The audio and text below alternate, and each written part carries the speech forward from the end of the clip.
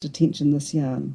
So you just find whichever way is comfortable for your hands, and as you keep crocheting and practicing, you will probably find a way that just feels right and natural to you, and all of them are right, none of them are wrong. But for now I'll carry on showing the beginner's way.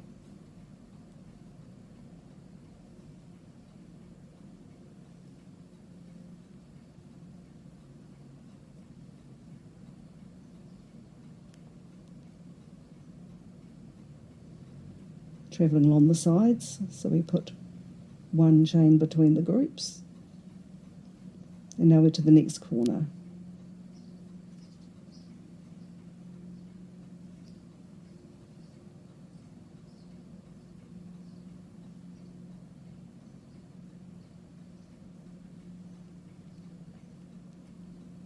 Just need to get myself some more yarn.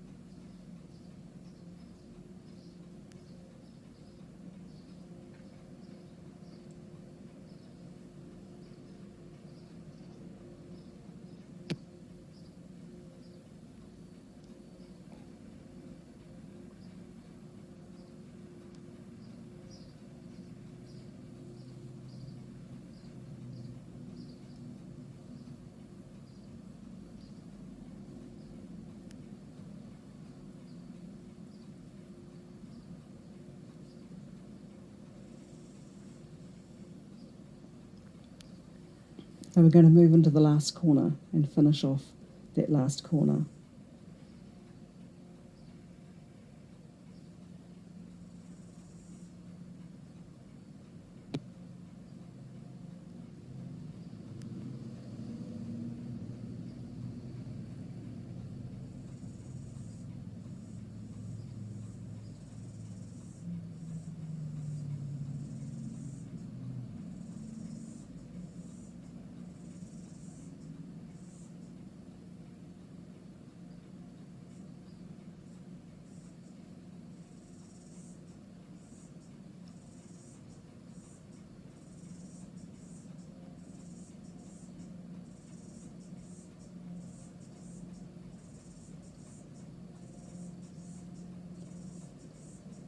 We've almost finished. We have to actually do our chains to turn this corner.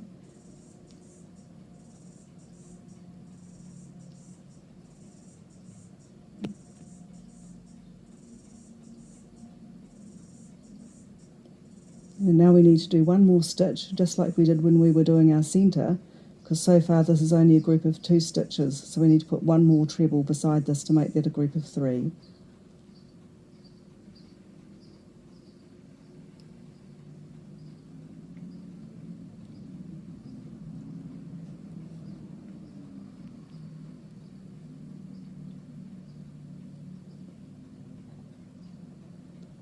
Now you can see here, with this group of 3, just like when we were doing the middle, this centre stitch doesn't have a top on it.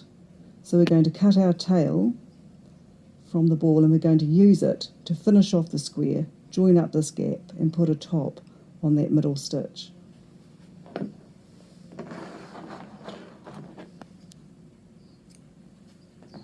So cut the yarn, hold this here and just pull this loop straight up out of the crochet.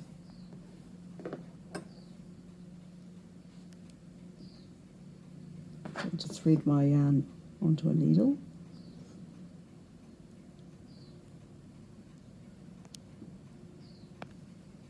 And to put a top on this stitch in the middle, I need to work this tail through the top of the stitch of the first full treble we made here. I'm going to bring that needle through there from back to front under both of those top strands of that stitch. This is just like we did in the first round. Now we need to take this tail and we need to put it back down where it came from, through the top of that stitch, and down through this strand as well, and pull it through. Just like when we were doing the centre, that's a big gap. We take our needle out through the back,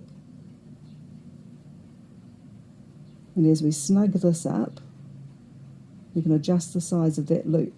So now our centre stitch here has got a whole height to the stitch, and it's got a proper top on it like all of the other stitches. Turn our work to the back, and unlike the middle, now our beginning and ending tails are right beside each other.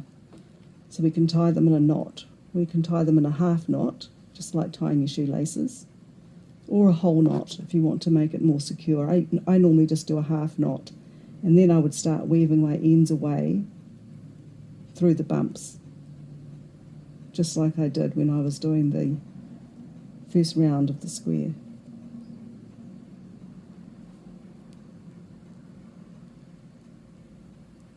I always take it through at least one corner and then perhaps finish bringing it down and through some strands like this, which that's something you can do straight away or you can do it later. But when you've got to this point, you have in fact finished that second round of your square, and you've got corners and corners all the way around and one chain space on the sides between the groups of three. And from now on, you will always be putting a corner in a corner. When you see a corner sequence of stitches like this, you will always put another corner sequence just the same in the corner space. Doesn't matter how many rounds you do on a granny square, that's what you'll always do. So there we are.